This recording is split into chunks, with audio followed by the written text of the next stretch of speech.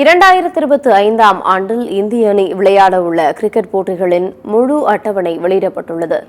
மெல்பர்னில் நடைபெற்ற பாக்ஸிங் டே டெஸ்ட் போட்டியில் ஆஸ்திரேலியாவிடம் தோல்வியடைந்ததன் மூலம் இந்திய அணியின் இந்த ஆண்டிற்கான கிரிக்கெட் அட்டவணை நிறைவு பெற்றது. இந்த ஆண்டு சர்வதேச கிரிக்கெட்டில் இந்திய அணியின் செயல்திறன் ஏற்ற இறக்கங்களை கொண்டுள்ளது.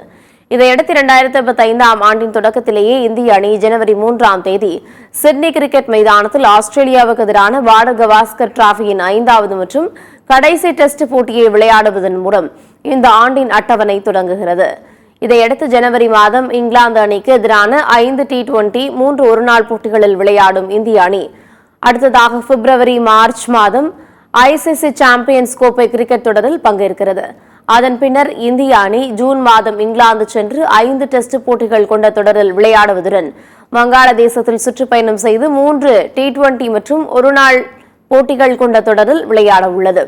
அதன் பின்னர் அக்டோபரில் நடைபெறும் ஆசிய கோப்பை கிரிக்கெட் தொடரில் விளையாடும் இந்திய அணி அதன் பின் வெஸ்ட் இண்டீஸுக்கு எதிரான டெஸ்ட் ஒருநாள் மற்றும் T20 தொடரில் விளையாட உள்ளது.